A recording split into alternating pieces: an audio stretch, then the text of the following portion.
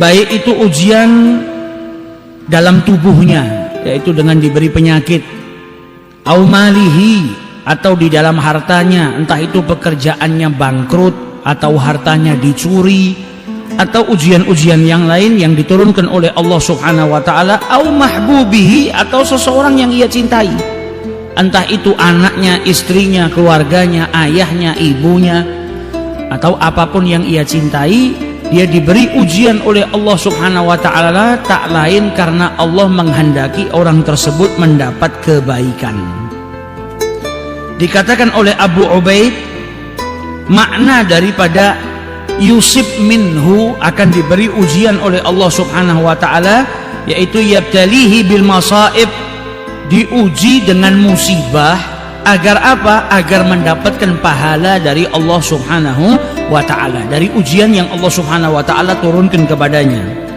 Sebagian ulama menjelaskan arti daripada ujian tersebut adalah, yaitu Allah Subhanahu wa ta'ala menurunkan bencana baginya, musibah, entah itu penyakit atau kehilangan harta, atau ada yang terjadi pada orang yang ia kasihi. Tujuannya tak lain agar Allah Subhanahu wa ta'ala mengangkat derajatnya. Jadi orang yang diuji sama Allah Subhanahu wa ta'ala itu enggak semuanya terus kita bisa pandang, oh orang ini dapat musibah berarti orang ini buruk. Tidak. Karena ujian itu tanda kasih sayang Allah Subhanahu wa ta'ala kepada hambanya. Dan di dalam Al-Quran Allah Subhanahu wa ta'ala telah menjelaskan dalam firman-Nya surat Al-Baqarah. Allah Subhanahu wa ta'ala berfirman, wala nabluwannakum bisyai'in minal khawf wal ju' wa naqsim minal amwal wal anfus wat thamarat wa basyiris sabirin.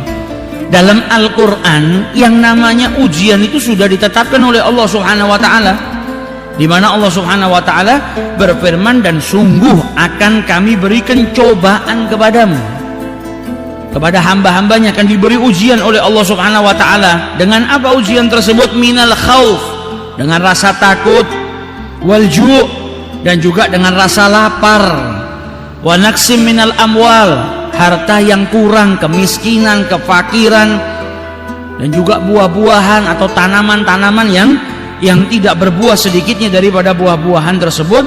Itu ujian-ujian dari Allah Subhanahu wa ta'ala. Dan disebutkan dalam ayat ini, wa basyiris sabirin.